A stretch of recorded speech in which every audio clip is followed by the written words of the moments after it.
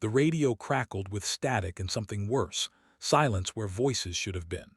In the operations center at Bagram Airfield, 3 dozen pairs of eyes fixed on a topographical map of the Korangal Valley, watching red icons blink slower, then stop. The SEAL team call sign Dagger 16 had gone dark 14 minutes ago, deep in a canyon the locals called Shaitan's Throat. No comms. No extraction possible. The valley had swallowed better men than these, and everyone in that room knew what silence meant in Afghanistan's most savage terrain. Lieutenant Colonel Vance drummed his fingers against the briefing table, jaw tight enough to crack molars. 2 Apache had already turned back, rotor wash too unpredictable in the thermals rising from the canyon floor. An F-16 had made a pass at dawn but couldn't acquire targets through the dust and smoke without risking the friendlies below. The SEALs were pinned in a dried riverbed, surrounded by Taliban fighters who'd learned that patience kills just as surely as bullets. Every asset they'd thrown at the problem had failed. The sun was climbing, and with it, the temperature that would cook men alive in their body armor. "We need someone crazy enough to fly into that mess," Vance muttered, not quite under his breath. From the back of the room, a voice cut through the tension like a blade through canvas. "I'll take it." Heads turned. Captain Marlowe Reaper Cale stood near the coffee station, paper cup still steaming in her hand. She was compact, efficient, with dark hair pulled back tight and eyes that had seen too many retrieval missions go wrong. The A-10 Thunderbolt II pilot, warthog driver in grunt parlance, had been in country for 7 months, flying close air support missions that put her danger close to American boots on the ground. She'd logged more combat hours than most of the pilots in the room combined, but that didn't stop the skeptical glances. "Cale, those thermals will toss you into a mountainside," said Major Hendricks, the operations officer who still called her the girl pilot when he thought she couldn't hear. She set down her coffee with deliberate care. "That's why you send the hog. Low, slow, and built like a flying bathtub.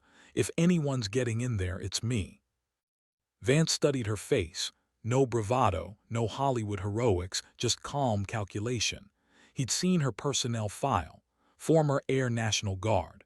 Flew traffic helicopters over Los Angeles before 9/11 changed everything. Oldest pilot in her flight school class by 6 years. Scored highest on the gunnery range. The kind of competence that made insecure men uncomfortable. "You've got 30 minutes to get airborne," Vance said finally. "Bring them home."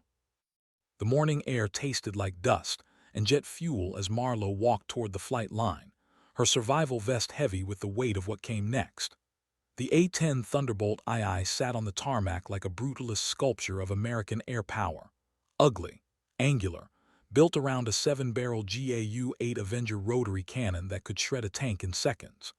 The aircraft wore desert camouflage and scorch marks from previous missions, its titanium bathtub cockpit scarred but intact. She'd named it Last Resort after her 3rd mission in country, when she'd been the final asset between a Marine platoon and oblivion. Her crew chief, Technical Sergeant Okonkwo, met her at the ladder. "Heard you volunteered for the suicide run," he said, checking her ejection seat pins with practiced hands. "Heard wrong. I got voluntold." Marlowe settled into the cockpit, the familiar smell of hydraulic fluid and worn leather a strange comfort. Her hands moved through the pre-flight checks with muscle memory, flipping switches and checking gauges while her mind ran through the tactical problem. The Korangal Valley was a vertical maze, walls rising 4,000 feet on either side, with winds that changed direction every 100 meters.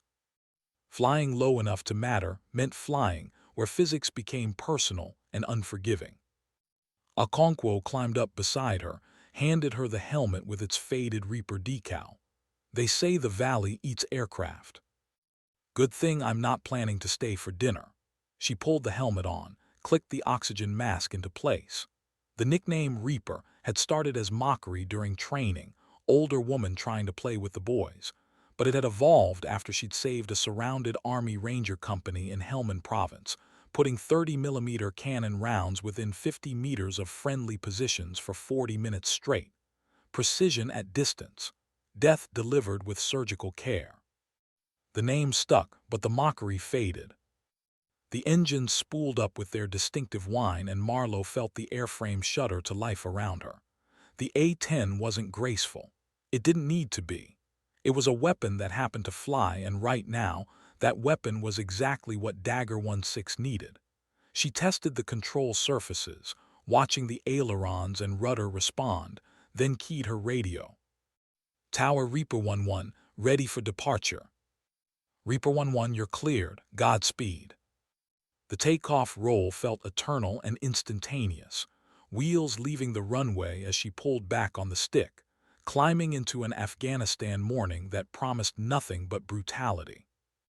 The Hindu Kush mountains rose like ancient teeth biting at the sky, snow-capped peaks giving way to brown ridgelines that had witnessed empires crumble. Marlowe leveled off at 12,000 feet, feeling the Warthog's characteristic stability even as thermals buffeted the wings. Through the canopy, Afghanistan stretched endlessly, beautiful and merciless, a landscape that made men small and mistakes fatal. She adjusted her course heading, following the GPS coordinates that marked where Dagger 16 had last transmitted. 23 minutes to target, 23 minutes to plan an approach that wouldn't end with her Warthog tumbling through the air in pieces. The radio crackled. Reaper 11, this is Overwatch. Be advised, we're tracking multiple heat signatures on the ridgelines. Estimate 40 to 60 enemy fighters converging on your target area. Copy Overwatch. Any update on Dagger status? Negative comms. Last infrared pass showed movement in the riverbed, but can't confirm casualties. Movement meant life. Maybe. Marlowe checked her weapons panel. 11 Maverick missiles, full load of 30mm ammunition, 2 external fuel tanks to extend her loiter time. She'd need every minute if this turned into a sustained engagement. The canyon ahead appeared as a dark scar cutting through the mountainside, shadows deep enough to hide armies. She began her descent, nose dropping as she angled toward the valley mouth. The altimeter unwound. 10,009.8. Air traffic back home over Los Angeles had taught her to thread needles in 3 dimensions, to see spaces other pilots missed. But this was different. This was flying into a concrete mixer with the hope of pulling someone out alive.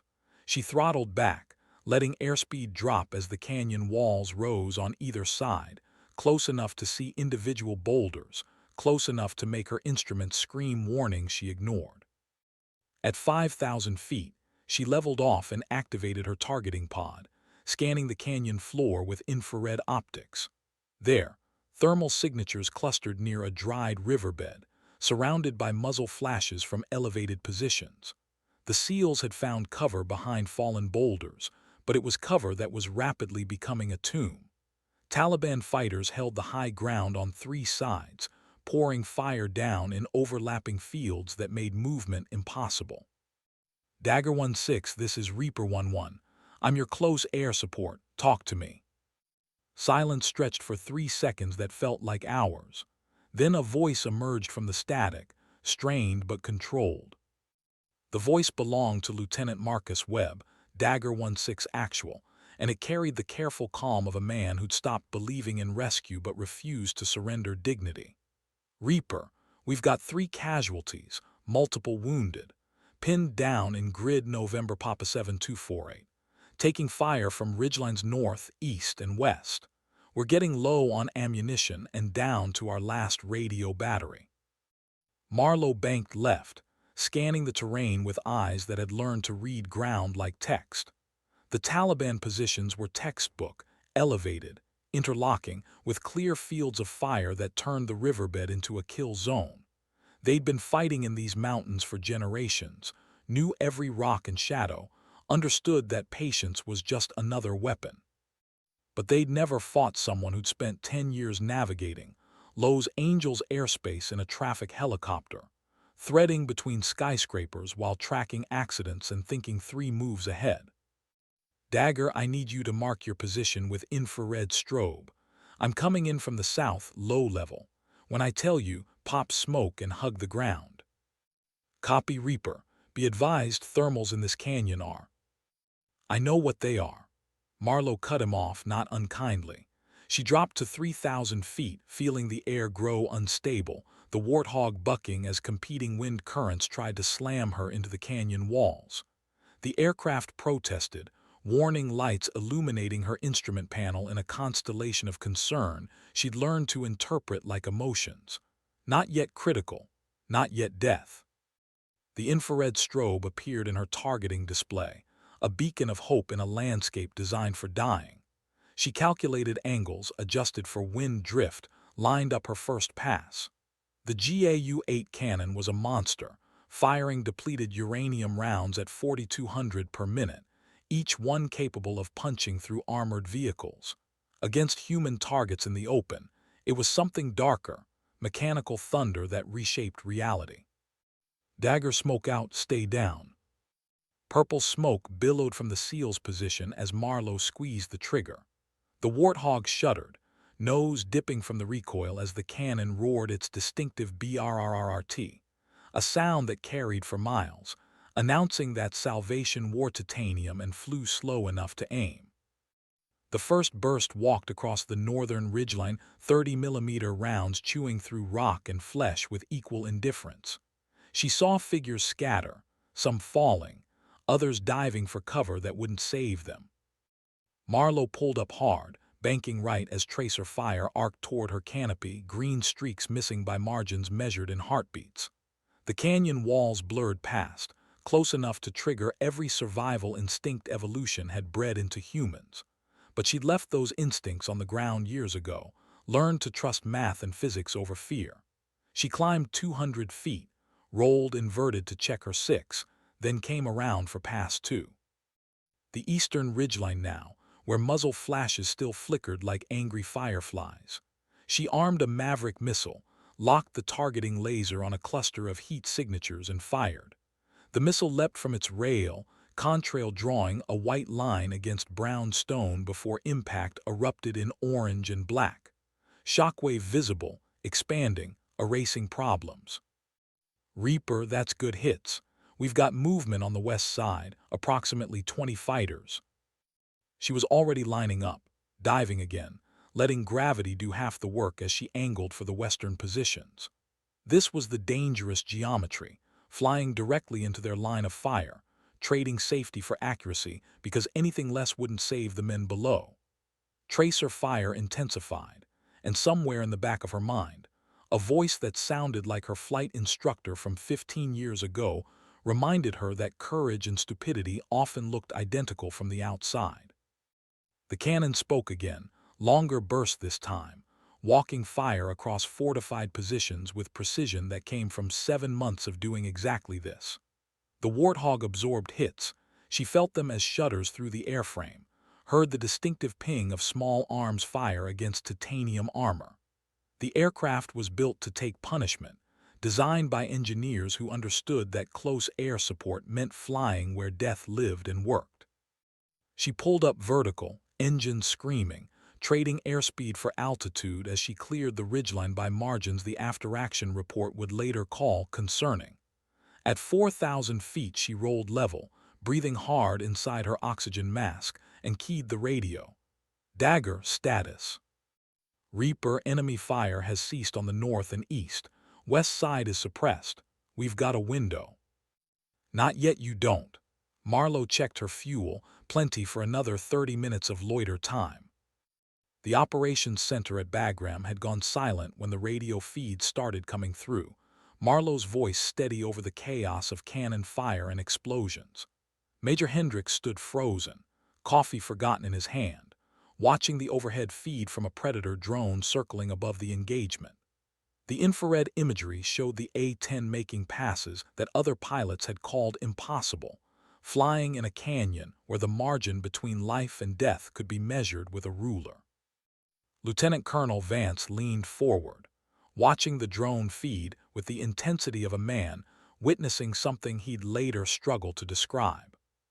She's flying at 2,000 feet AGL in a box canyon, someone whispered. That's insane. That's professional, Vance corrected quietly. That's what competence looks like when everything's on the line. Back in Shaitan's throat, Marlowe had climbed to altitude and was scanning the valley with methodical precision. The Taliban fighters had scattered after her first passes, but she knew the pattern. They'd regroup, try to flank, use the terrain to get around her suppression.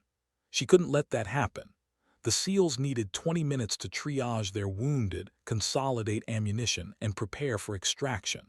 Her job was to buy them that time, one gun run at a time. Overwatch, Reaper 1-1. I need imagery on the northern approach to my position. I'm seeing dust clouds that might be vehicles. Copy Reaper, shifting satellite coverage now. While she waited, Marlowe circled at 4,000 feet, eyes constantly moving, fuel gauge, weapons panel, airspace around her, ground below. The Warthog handled like a truck with wings, heavy and deliberate, but there was beauty in its ungainliness. It did exactly what it was designed to do without pretense or elegance. She'd loved the A-10 from her first training flight, recognized in it something of her own path, underestimated, overlooked, brutally effective when given the chance. Reaper, Overwatch. Confirming two technical vehicles with mounted weapons, approximately 3 clicks north of Dagger position. They're moving toward the canyon. Marlowe checked her Maverick loadout, 9 missiles remaining. She adjusted her heading, dropping altitude as she lined up an intercept course. The technical vehicles appeared in her targeting pod, Toyota pickups with machine guns welded to the beds, improvised weapons platforms that had become the Taliban's cavalry. They were racing along a ridge road, thinking they were out of range, thinking the canyon would protect them. They were wrong on both counts. She armed 2 Mavericks, locked targets on both vehicles, and ripple-fired in quick succession. Both missiles tracked true, contrails converging from different angles as the technicals tried too late to evade. The first impact flipped a truck end over end, sending it tumbling off the ridge in a cascade of metal and flame. The second vehicle exploded where it stood, ammunition cooking off in secondary detonations that scattered debris across 100 meters. Marlowe didn't watch the destruction. She was already banking back toward the valley, checking her fuel, calculating how long she could maintain this orbit of violence. Dagger, you've got inbound threats neutralized. What's your extraction timeline? Reaper, we need 15 more minutes. Our corpsman is working on stabilizing casualties. 15 minutes. An eternity in combat time. Marlowe glanced at her fuel gauge. Enough for 40 minutes if she stayed efficient, less if she had to go full throttle to evade missiles. She'd heard the intelligence briefs about MANPADs, shoulder-fired surface-to-air missiles, making their way into Taliban hands. Every orbit made her a predictable target, every pass a calculated risk that might end with an infrared seeker tracking up her tailpipe. But the alternative was leaving men to die in a riverbed, and that wasn't something her conscience could carry. She dropped back into the canyon, low and slow, scanning for movement. The Taliban weren't stupid. They'd learned that scattered formations survived better than massed ones, that patience could outlast aggression. They were waiting for her to run out of ammunition or fuel, waiting for the moment when the sky would abandon the ground. Marlowe intended to prove them wrong, one bullet at a time. The next 12 minutes became a masterclass in close air support, the kind of flying that the Army would later study in tactical seminars and defense analysts would debate in journals. Marlowe established a racetrack pattern around Dagger 16's position, constantly moving but always watching, her targeting pod scanning thermal signatures while her eyes tracked movement against the static canyon walls. Small groups of Taliban fighters were attempting to maneuver, using the dead ground and broken terrain to creep closer to the SEALs. She caught them at it, 3 men moving between boulders on the eastern slope, and rolled in with her cannon. The BRRRT echoed off canyon walls, rounds kicking up stone splinters and sending the fighters scrambling back into whatever holes they'd emerged from. No kills visible, but that wasn't the point. The point was making them understand that movement meant death. that the sky was watching and the sky didn't blink. Reaper, we've got more movement on the northern ridge. Looks like they're trying to set up a heavy machine gun. Marlowe found them with her optics. 4 men struggling to position a DSHK heavy machine gun, the kind of weapon that could chew through light armor and make life miserable for anyone caught in the open. She armed another Maverick, locked the laser designator on their position, and fired. The missile covered the distance in seconds, terminal velocity impact that erased the weapon emplacement and scattered the men like leaves in a windstorm. That's another good hit, Reaper. You're keeping them honest. Keeping them honest. Military understatement for preventing wholesale slaughter. Marlowe allowed herself a grim smile inside her oxygen mask. She checked her ammunition counter. 4,000 rounds remaining in the cannon, 7 Mavericks, fuel at 60%. The numbers told a story of sustainability if nothing went wrong, disaster if anything did. But she'd stopped believing in clean missions somewhere over Helmand Province, learned that combat was improvisation around a theme of controlled chaos. She climbed to 5,000 feet, giving herself room to maneuver, and keyed the radio for the broader tactical net. Overwatch, Reaper 1-1. What's the status on extraction birds? Reaper, 2 Chinooks are en route with Apache escort. ETA to your position is 12 minutes. 12 minutes. She could do 12 minutes. The Apache would take over the close air support role, their superior maneuverability making them better suited for the canyon once the extraction started. Her job was to hold the line until they arrived, to keep Dagger 16 alive long enough for the cavalry to matter. The canyon had grown quieter, the weight of her presence settling over the battlefield like snow. Taliban radio chatter had gone frantic 15 minutes ago, before discipline reasserted itself and the channels went silent. They were adapting, probably trying to coordinate some kind of massed assault that would overwhelm her ability to suppress multiple positions simultaneously. It was the right tactical move, the kind of thing that won battles when executed properly. Marlowe couldn't let them execute it properly. She shifted to a higher orbit, trading proximity for perspective, scanning the entire valley floor and ridgelines with thermal optics. There, heat signatures consolidating behind a rockfall on the western approach, 30 or 40 fighters gathering in dead ground where her cannon couldn't reach without exposing herself to concentrated fire from multiple angles. They were preparing to rush the SEAL position, betting that she couldn't stop them all once they committed. They were probably right about that, but probably wasn't the same as certainly, and Marlowe had never been comfortable with enemy confidence. She checked her weapons panel, did the math on blast radius and shrapnel patterns, and made a decision that would later appear in her fitness report with words like unorthodox and devastatingly effective. She armed her 2 remaining external fuel tanks, half full of JP-8 jet fuel, and programmed them for emergency jettison. Then she rolled inverted, dove toward the western ridgeline, and dropped both tanks directly onto the consolidation point. The tanks tumbled through the air, trailing fuel vapor, and impacted the rocks with enough force to rupture their seams. JP-8 flooded across the position in a wave of volatility waiting for ignition. Marlowe pulled up hard, climbed 200 feet, rolled level, and fired a short burst from her cannon into the fuel spill. Tracer rounds found the vapor cloud and reality caught fire. The explosion wasn't nuclear, wasn't even particularly large by military standards, but it was perfectly placed. Flame rolled across the hidden position like the judgment of an angry god, and the Taliban assault evaporated into screams and scattered thermal signatures fleeing in every direction. She banked away from the fireball, feeling the heat wash even through her canopy, and keyed her radio with a voice that betrayed nothing of the adrenaline singing through her bloodstream. Dagger, your western approach is clear, permanently. There was a pause before Webb responded, his voice carrying something that might have been awe. Reaper, did you drop your fuel tanks on them? Situational awareness and creative problem solving. They teach that at the academy.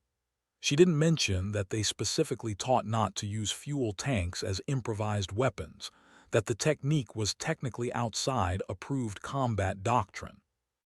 The Chinook helicopters appeared on the horizon at exactly 12 minutes past the hour, twin rotors beating the air into submission as they descended toward the canyon with Apache gunships flanking them like predatory birds. The cavalry had arrived, and Marlowe felt the tension in her shoulders finally begin to release its grip. She'd held the line. The SEALs below were battered but breathing, and in the brutal mathematics of combat, that qualified as victory. Reaper 1-1, this is Guardian 3-5. We've got the ball. You are cleared to RTB.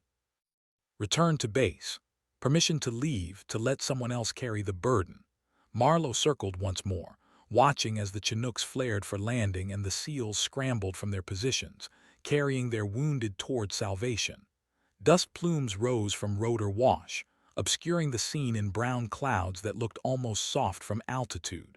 She saw the last man, Webb, probably, pause at the ramp and look up, hand raised in salute toward the sky where her warthog circled.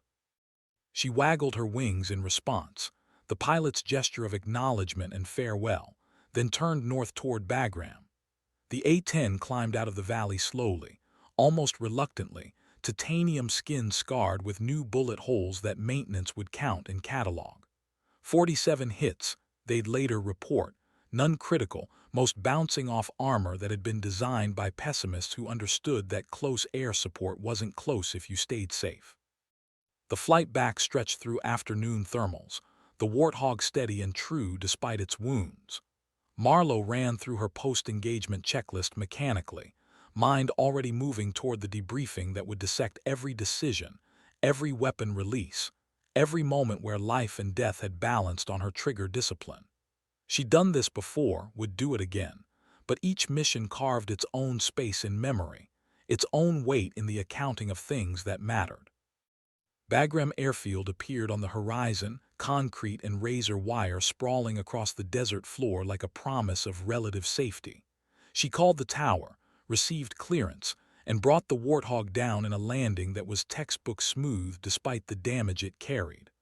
Okonkwo was waiting on the flight line, along with half her squadron and what looked like most of the command staff.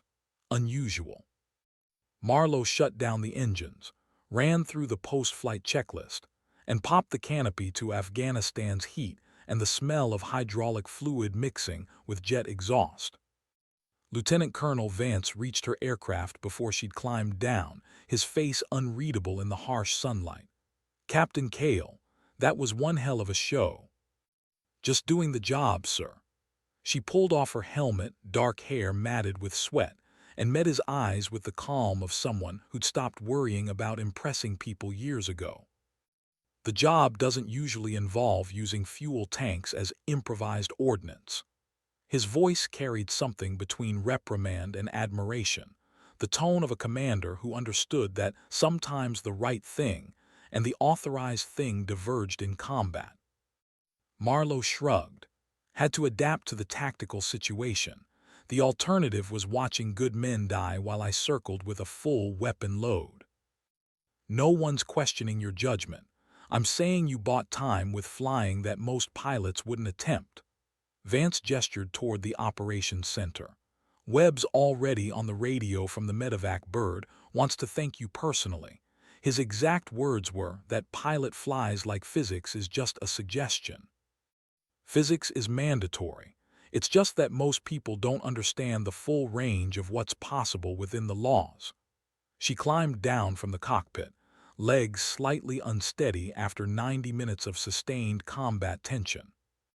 Okonkwo was already examining the bullet holes, running his hands over the titanium skin with the care of a doctor checking a patient.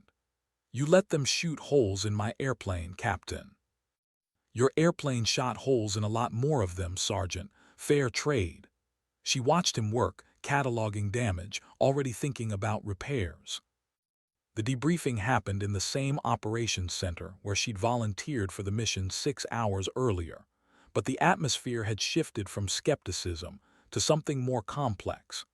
The participants ranged from tactical officers to intelligence analysts, all of them reviewing the mission data with the intensity of people trying to understand how impossible things had become possible.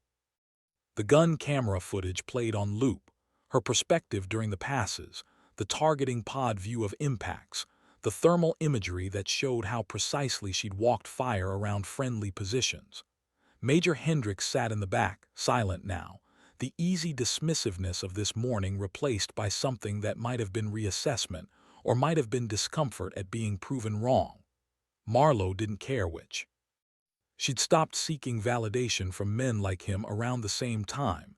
She'd stopped caring about being called the girl pilot. She walked them through each engagement with clinical precision, explaining her tactical reasoning, the weapons selection, the fuel tank gambit that had turned improvisation into devastation. Questions came rapid fire. Why that angle? Why not use more Mavericks? How did she maintain situational awareness in such close quarters? She answered each one with the patience of a teacher, recognizing that they weren't challenging her decisions but trying to learn from them, trying to understand the geometry of violence she'd drawn in the sky. When it ended, 3 hours after it began, Lieutenant Colonel Vance pulled her aside in the corridor outside. "You know they're going to write this one up for a decoration. Distinguished Flying Cross, probably higher." Marlowe felt the familiar discomfort of praise, the sense that accepting recognition somehow diminished the team effort that made missions work. "The SEALs did the hard part, sir.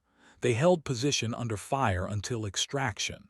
I just helped with the neighborhood watch. You kept 8 men alive who would be dead without you. Don't minimize that." His voice carried weight, the authority of command mixing with genuine respect. "I've been flying military aircraft for 23 years, Cale. I've seen a lot of pilots. You're in a different category."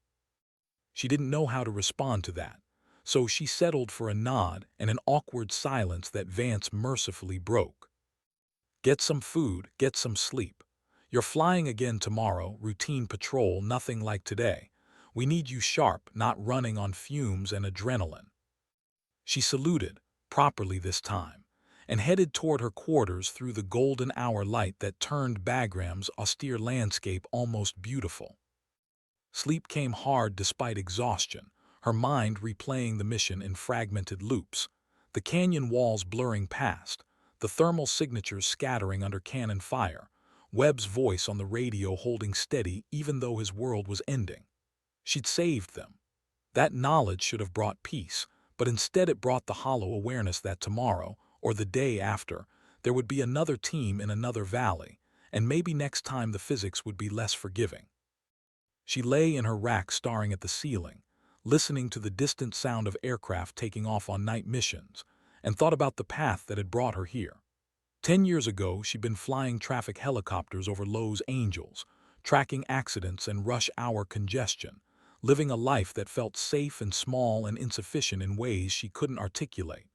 Then the towers fell, and suddenly safety felt like cowardice and small felt like wasted potential.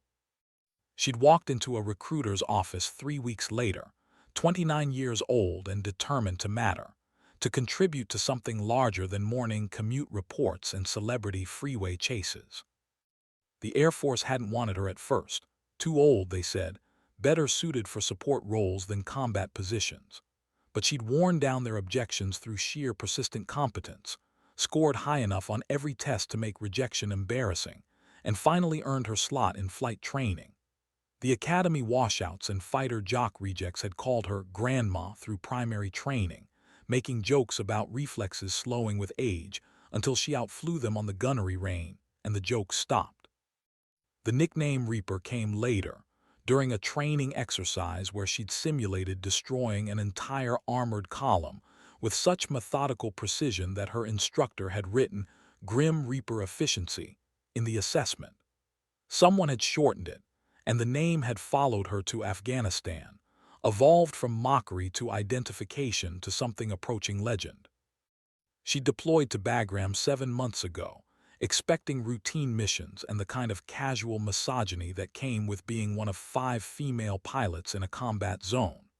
What she'd found instead was a war that didn't care about gender, that judged only competence and will, and a community of ground troops who cared exclusively about whether you'd show up when they called for help. The first time she'd saved a pinned patrol, the thank you came over the radio from a gunnery sergeant who'd paused mid-transmission to ask, "Wait, Reaper's a woman," before continuing with, "Well, she flies like she's got titanium balls, so who cares?" It wasn't poetry, but it was acceptance, and that had been enough. Morning came too early, sunlight streaming through her window with the aggressive cheerfulness of a new day that didn't care about yesterday's trauma. Marlowe dressed in her flight suit, pulled her hair back with practiced efficiency, and headed to the operations center for the morning brief. The routine patrol Vance had mentioned turned out to be close air support for a supply convoy moving through Kunar province. Not quite routine in a country where routine meant probably safe, rather than definitely safe. She went through the pre-flight briefing with her wingman, a captain named Tors who flew with aggressive competence, and treated her with the easy respect of someone who'd learned that call signs mattered more than gender. The mission was uneventful, 4 hours of circling at altitude, watching infrared feeds of the convoy as it wound through mountain roads, ready to engage if the Taliban decided to test their luck. They didn't. Marlowe brought the Warthog home with a full weapons load and a sense of anticlimax that came with being prepared for violence that never arrived. Not every mission ended in gunfire, and that was something she'd learned to be grateful for even as part of her remained wound tight, ready for the chaos that might come. 3 days later, the story of Shaitan's throat had spread through Bagram like wildfire through dry grass, growing in the telling, but somehow remaining true in its essential details. Marlowe became a fixture at the Army and Marine Corps ready rooms, invited for beers she didn't drink and stories she did listen to, discovering that the ground troops viewed her with something approaching reverence. She'd earned what every combat pilot craves, the knowledge that the people she protected trusted her absolutely, believed she'd show up when called, and would do whatever it took to bring them home. The Distinguished Flying Cross arrived 6 weeks later, presented in a ceremony she tried to avoid but Vance had insisted on. Lieutenant Colonel Vance read the citation in front of assembled personnel, his voice carrying across Bagram's parade ground while Marlowe stood at attention, uncomfortable with the attention, but understanding its necessity. The citation detailed the mission in bureaucratic language that somehow captured the essentials: extraordinary heroism, exceptional airmanship, selfless dedication to protecting friendly forces. It didn't mention the fuel tank improvisation or the margins by which she'd avoided becoming a crater, but those who'd been in the operations center that day knew, and their presence at the ceremony said more than any official document could. When Vance pinned the medal to her flight suit, he leaned in and spoke quietly enough that only she could hear. "You've changed how people think about what's possible in these valleys. That matters more than the medal." She wanted to deflect, to minimize, to maintain the emotional distance that kept her functional, but something in his tone demanded honesty. "I just wanted to bring them home, sir. Everything else was just problem-solving." Problem-solving that saved 8 lives. Don't diminish it. He stepped back, saluted formally, and the ceremony concluded with the efficiency military events always managed when commanders remembered that warriors had work to do. The months that followed blurred together in the way combat deployments always did, periods of intense action separated by stretches of tedium, missions that mattered mixed with flights that accomplished nothing except burning fuel and marking time. Marlowe flew close air support, combat search and rescue, armed reconnaissance, and every other mission that required an A-10 and a pilot willing to fly where death lived. She accumulated hours in the cockpit, scars on her aircraft, and a reputation that preceded her into every tactical planning session. Ground commanders requested her by name, specifying Reaper on mission taskings because they'd learned that competence had a call sign and it flew a Warthog. But reputation was a double-edged sword, and it cut deeper than she'd anticipated. The missions became harder because expectations rose, because planners assumed she could handle situations that were objectively impossible, and then watched her handle them anyway, which reinforced the cycle. She became the pilot they called when everything had gone wrong, when extraction was impossible and survival improbable, when the only thing left was finding someone stubborn enough to try anyway. It was exhausting in ways that physical fatigue couldn't capture, a weight that settled into bones and stayed there even during the rare days off. She wrote letters home to her mother in California, carefully casual descriptions of life in Afghanistan that omitted the parts involving gunfire and men screaming on radios. Her mother wrote back with news of weather and family gatherings, maintaining the fiction that her daughter was doing something noble but safe, something that mattered without risking everything. The letters were a lifeline to a world where the stakes didn't include blood, a reminder that normalcy still existed even if she couldn't access it. Marlowe kept them in her footlocker, reading them before missions when she needed to remember what she was protecting, what waited on the other side of deployment. 6 months into her tour, a second incident cemented her legend. A Marine recon team had been ambushed during a night patrol in Helmand Province, pinned down in a grape field with no cover and Taliban fighters closing from 3 sides. The mission came at 200 hours, darkness absolute, no moon, just the ambient starlight that made Afghanistan's sky look like someone had spilled diamonds across black velvet. Marlowe and Torres launched within 10 minutes, pushing their warthogs into the night with nothing but thermal optics and faith that the instruments would keep them away from the mountains. The flight to Helmand took 40 minutes, enough time for the Marines' situation to deteriorate from critical to desperate.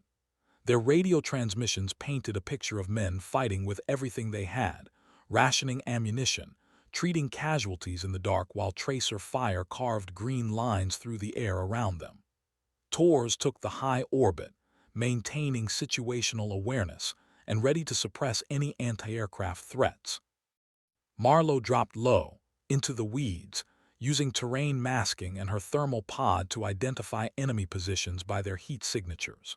The grape fields were a maze of irrigation ditches and mud walls, perfect infantry terrain and absolute hell for close air support. No clear lines between friend and enemy, just shapes moving in thermal green against the ground's cooler signature. Reaper, this is Phantom 26. We are danger close on all sides. Cannot pop smoke without giving away position. Need you to work off infrared strobe only. Danger close. The military euphemism for if you're not perfect, you'll kill us. Marlowe had done danger close before, but not in darkness, not in terrain this complex, not when the Marines were so intermingled with enemy forces that a targeting error would be measured in meters. She took a breath, steadied her hands on the stick, and entered the flow state that made everything else disappear. No fear, no doubt, just the problem and the solution and the path between them. Phantom, I have your strobe, going hot. She rolled in at 300 feet, low enough that her engine noise preceded her by seconds, letting the targeting computer overlay enemy positions on her heads-up display. The cannon spoke in short, controlled bursts, 2 seconds of fire, pull off, assess, repeat. Each burst was placed with surgical precision, walking rounds along the irrigation ditch where Taliban fighters were advancing, close enough to the Marines that she could see both sets of heat signatures on her display. The difference between success and catastrophe was measured in the steadiness of her hands and the accuracy of her systems, and both held. She made 6 passes over 15 minutes, repositioning between each one to hit the enemy from different angles, preventing them from predicting her approach and preparing anti-aircraft fire. Torres covered her brakes, suppressing any position that looked like it might acquire her with weapons. The Marines used the breathing room to consolidate, treat their wounded, and prepare for extraction. By the time the medevac helicopters arrived, the Taliban assault had broken into scattered survivors fleeing into the darkness, leaving their dead scattered across grape fields that had witnessed centuries of violence and would witness centuries more. Reaper, Phantom 26. I don't know what else to say except thank you. You just saved 13 Marines with flying I didn't think was possible." Marlowe climbed away from Helmand Province, exhaustion hitting like a physical weight now that adrenaline was fatting. "Phantom, get your people home safe. That's all the thanks I need." But word spread faster than radio waves, carried through the military community by the stories men tell when they've seen something extraordinary. The night engagement in Helmand became the second pillar of her legend, proof that the Shaitan's Throat mission wasn't luck or anomaly but repeatable excellence. She started receiving requests from other services, Army Rangers wanting her for upcoming operations, Marine commanders requesting her for their sectors, even Special Operations units inquiring about her availability for missions they couldn't detail over standard communications. Major Hendricks, who doubted her capability during the SEAL rescue, became one of her strongest advocates. He approached her one evening at the dining facility, carrying his tray with the awkward body language of a man preparing to admit error. "Captain Cale, mind if I join you?" She gestured to the empty seat across from her, curious where this was heading. "Free country, sir. Well, free military dining facility in an occupied country." He sat, pushed food around his plate for a moment, then met her eyes with uncomfortable honesty. "I owe you an apology. When you volunteered